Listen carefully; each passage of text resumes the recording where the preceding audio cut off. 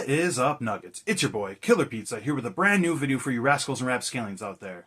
It is day 9 of 12 of our Friday the 13th marathon, where I review a Friday the 13th film every day leading up to the 13th, where I'm going to do a complete franchise ranking. And today we have a doozy, because we're going to talk about 1993's Friday the 13th Part 9, Jason Goes to Hell, the final Friday. And you know what? I just got to start off by saying, if you guys are ever going through a rough patch, a hard time, having a bad day, a bad week even, just remember that I watched Jason Goes to Hell and Jason X back to back this past Friday night. So anyways, after watching this one, I felt like maybe I was a little hard on Friday the 13th Part 7 and even Jason Takes Manhattan for that matter. And I just want to start off by saying before I give this review that, this channel, I don't ever want to be, negative. That's the reason you never see, negative reviews out of me. There's sometimes I've watched a movie that I'm going to review, and I think, this movie sucks. And it's like, I don't want to just go on my channel and just talk shit about a film the entire time. It's not really worth it, besides, unless it's, a new movie that I'm reviewing, like Halloween Ends. I absolutely hated that movie. I tore that one apart and got a lot of shit for that. But, with that being said, I respect, any filmmaker, anybody in the film industry for going out there and making a film and going out there and doing it. I've been involved in some smaller things, nothing to that level in the film industry. So I have respect towards any filmmaker out there, anybody involved in the industry for doing their thing, much respect. But when it comes to this movie, I'm going to give it no respect. This movie fucking sucks. Terrible. Terrible. So, I guess we'll talk about it for a minute. I won't go too long because I don't want to shit on this movie too hard. But okay, so when we start out, this is one of the few things I like about the movie. The opening is pretty cool. We got this chick going up to this cabin, on Camp Crystal Lake, whatever. Very good looking woman, and she's, nice little shower scene. She hops in there. I ain't mad about that, and this is a fun little scene where, each step she takes, the tension builds. She hears something, goes, checks it out. The light bulb goes out, and we got the tension rising. And it feels like a Friday the 13th movie. We get a little chase with Jason Voorhees when he shows up, and that's cool. Besides the way he looks, one of the worst looking Jasons I've ever seen. The look has changed through the years, obviously. But this is the weirdest thing. I get what they were going for. He's got, skin growing over the mask and, this scraggly hair in the back. And it's just very, very strange looking, for lack of better words. And, this girl gets away with, this karate roll, and he gets ambushed by, a comical amount of, agents, police agents, just firing heavy machinery at him, taking Jason out, and he's making these weird grunt noises that are just, strange to me. They take Jason out, blow him into a million pieces, and his body gets taken to the morgue. So then, the coroner or whatever, the morgue guy, he's checking out the body of Jason. He looks over and Jason's heart is still beating. So apparently Jason's soul is still alive.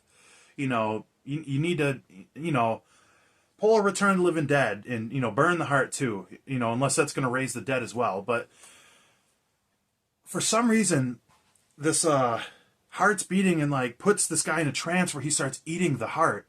And then all these weird orbs start going into his body.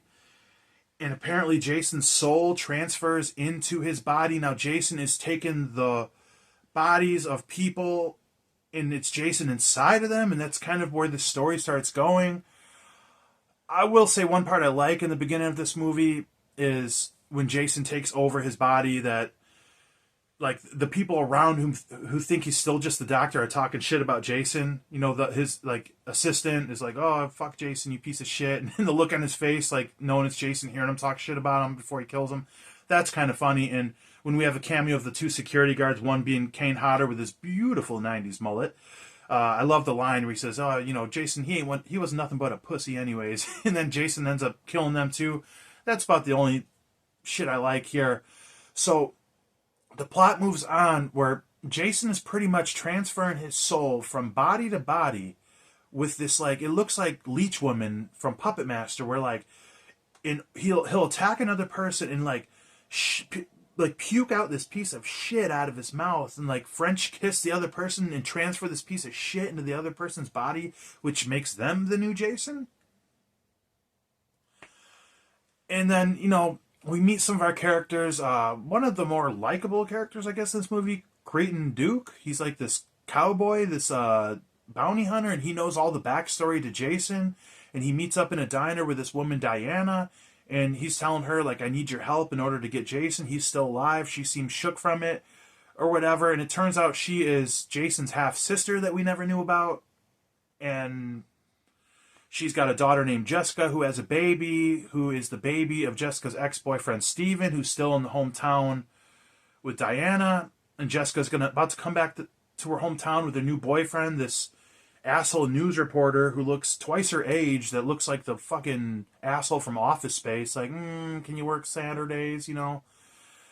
And it's strange, like, Steven ends up going to Diana's house where Jason has shifted into the second body that's this police officer who's attacking Diana.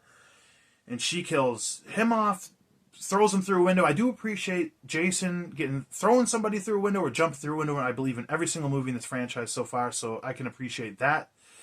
But the cops show up, and, you know, it looks like the Steven guy is guilty. So they take him to jail, a dead body there. They think he killed her. So this is when he goes to the jail where Cretan Duke is in there breaking his fingers for no fucking reason. He tells him the backstory that Jason's still alive, transferring his souls, but he can only be reborn through a Voorhees. He has to transfer his soul through a Voorhees to become whole again. So Steven breaks out of jail to try to stop him. And we get this kind of, like, that's cool and all to have, like, a chase after Jason. Like I said, I wish there was more of that in the franchise where somebody's going after Jason, so I can appreciate that, but this is fucking weird. He goes after Jessica. She don't believe anything that's fucking going on. I mean, why should you? And we're transferring bodies. At one point, Steven's hiding in the Voorhees house, because there's a Voorhees house now. And this is where, you know, the dead body of Diana falls on him in the closet, and you can hear a conversation with the news reporter who just stole the body for a better story.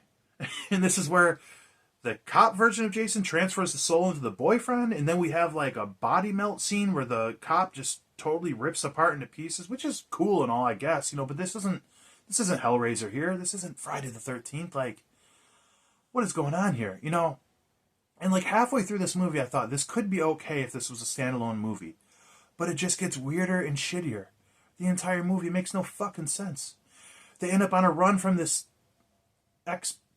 boyfriend guy, which they totally, like, rip off a scene from Terminator in the diner where he's after them, and it's just like, what the fuck? Like, I don't get it. The baby's kidnapped, back at the Voorhees house. We go to the final act. We get there. Duke gives more of the story to Jessica. He tells her, not only does Jason have to transfer his body to a Voorhees to be reborn, but the only one that can kill him is a Voorhees, and your mom's dead, so it has to be you or your newborn baby that's to kill him. You have to kill him. You're the only one that can kill Jason. You have to take out his heart, but not just anyway, with this Power Ranger dagger sword that floats and has magic around it. What the fuck? What the fuck? They have a very lackluster fight in here with the cop. He transferred his body to a new person, a fourth person, another cop. They take him out, he falls into the basement. Or no, when the cop gets killed. This is a part in the movie where my jaw literally dropped. I was watching this movie 30 seconds. And it wasn't because I was impressed. It wasn't because I liked it. At one point, this cop's neck rips off, body horror again, and this little, like, lizard, like, creature thing crawls out of this little slimy thing, crawls out of the neck, and it's like the soul of Jason and this little reptile, like, Charles Band looking creation. And he goes down the basement and crawls up Diana's vagina to be reborn out of her full size as the shitty looking Jason. We get a little bit of Kane Hodder in the suit, so I can't complain about that. Kane is the fucking man. I can appreciate that. About time we see him in this movie.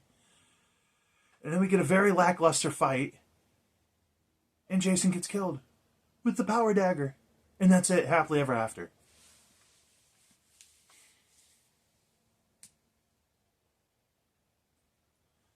This movie is fucking terrible.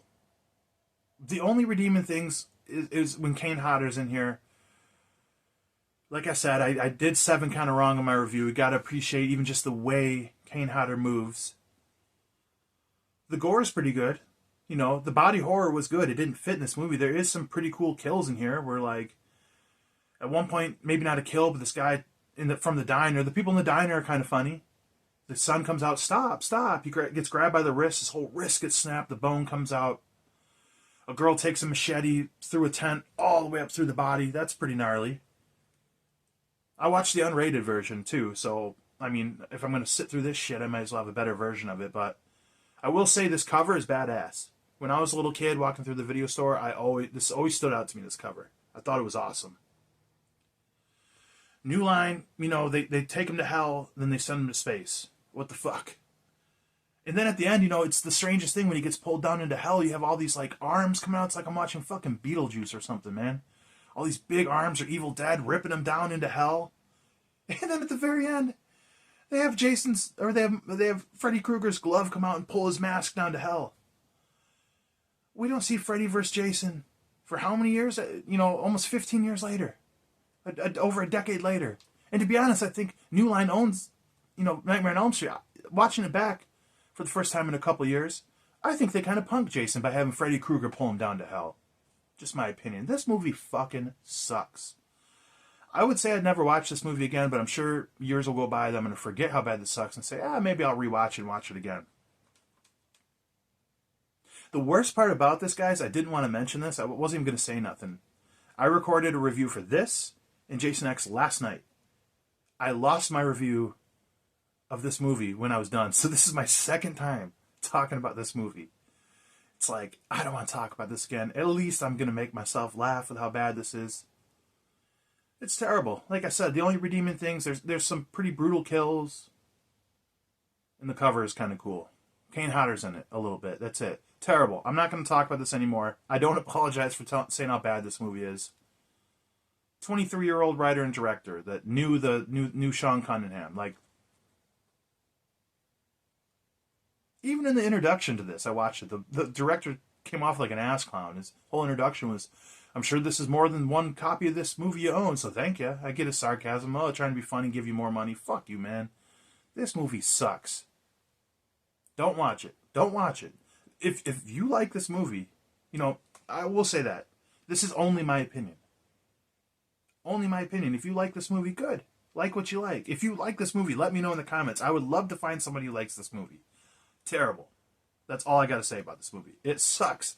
So I've never been more excited to talk about Jason X, even though I already talked about it last night. So I'm going back in time.